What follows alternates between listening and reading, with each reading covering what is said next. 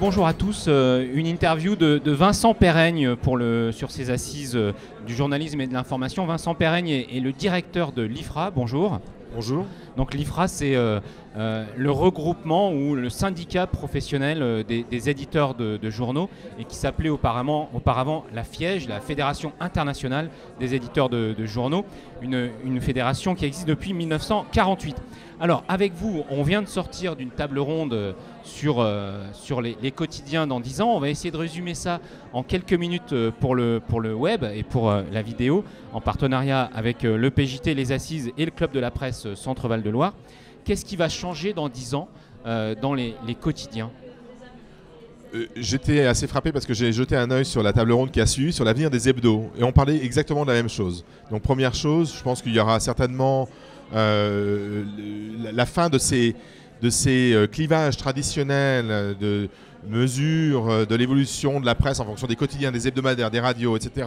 On est dans un univers complètement agnostique et qui va être de plus en plus agnostique. Toutes les frontières sont poreuses en fait. Oui. Toutes les frontières sont une marque. Enfin, les quotidiens ou les hebdos deviennent des marques dans lesquelles il va y avoir. Et ce qui m'amène à la deuxième réflexion et la raison pour laquelle on va aller dans cette tendance, c'est que maintenant le point d'ancrage fondamental de la réflexion sur le métier de l'information, c'est le lecteur. Alors le lecteur, l'auditeur, on va dire le consommateur, mais j'utilise ce mot toujours avec précaution parce que certains journalistes n'aiment pas imaginer qu'ils ont des consommateurs en face d'eux. Mais en tout cas, l'utilisateur est le point d'ancrage de toutes les réflexions sur l'avenir de l'information et de la presse. Donc c'est pour ça que ces frontières disparaissent. Exemple concret ? Écoutez, moi, dans la plupart des cas que l'on traite au niveau international, nos éditeurs de presse quotidienne, j'ai même presque du mal à dire que ce sont des éditeurs de presse quotidienne. Ils font de la vidéo, ils font de la radio, ils font du web, ils font de la réalité augmentée, ils font de la réalité virtuelle. Exemple de réalité augmentée, de quotidien ou de groupe de presse qui s'est lancé dans la réalité augmentée ou l'intelligence artificielle. L'intelligence artificielle, il y a beaucoup d'expérimentations qui sont faites par les agences de presse parce qu'ils traitent un volume important d'informations et beaucoup d'informations à faible valeur ajoutée. Associated Press, par exemple, a été un des premiers à rentrer dans l'intelligence artificielle, mais en France, vous avez Le Monde qui a traité une partie des élections municipales, je crois, au travers de ces nouveaux outils. Alors, il y a quelque chose qui est très angoissant en France avec une carte qui est diffusée par le monde diplomatique et qui est souvent relayée sur les réseaux sociaux et notamment au sein des communautés de journalistes. Et c'est très angoissant parce qu'on s'aperçoit que, en fait, en France, la presse devient très concentrée avec LVMH qui vient d'acquérir Le Parisien, qui était propriétaire des Échos, Patrick Drahi qui a mis la main sur Libération, Xavier Pigas sur Le Monde, Télérama. Enfin, bref, une concentration. Comment, vous, le syndicat des éditeurs, vous voyez cette concentration, cette consolidation ? Il y a deux éléments. Consolidation et concentration, ça peut être perçu sous deux choses différentes. Je pense que le phénomène de la concentration est un phénomène, malheureusement, inévitable. Concentration ne rime pas toujours avec absence de diversité.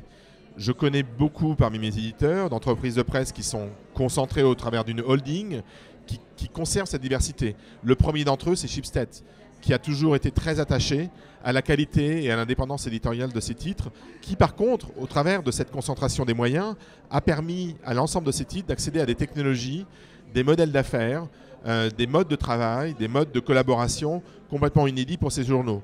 Donc, on ne peut pas non plus toujours voir la concentration sous un angle négatif.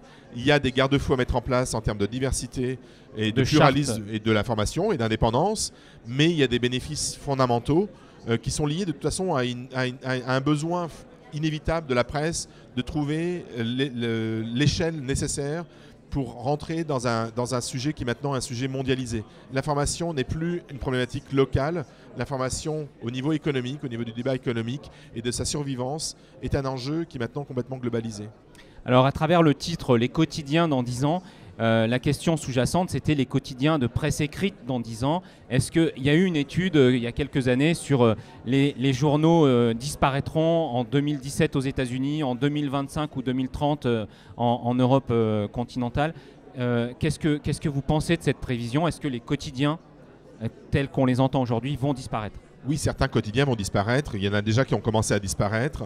Il y a une hebdomadarisation des quotidiens. Parce qu'à un moment donné, effectivement, beaucoup d'éditeurs se concentrent sur la valeur économique de leurs journaux. Ils n'ont plus ce matelas confortable de la publicité qui leur apportait les ressources nécessaires pour faire vivre leurs entreprises. Donc la réalité l'emporte aujourd'hui Et effectivement, il y a des quotidiens qui disparaissent. Mais il y a des quotidiens aussi qui réapparaissent. Il y a des quotidiens qui reprennent le dessus parce qu'on sent aujourd'hui un besoin d'ouverture à un débat social, un débat de société le plus transparent possible. Et le quotidien, là pour le coup papier, est un garant de transparence du débat. Sur l'Internet, sur le numérique, la définition même du numérique, la personnalisation et l'intimité que vous entretenez avec votre média fait que ce débat n'est pas public. Donc là, le quotidien et sa visibilité, c'est une vitrine d'un débat qui est à mon avis absolument nécessaire dans nos sociétés actuelles. Merci beaucoup Vincent Perrenne. Merci.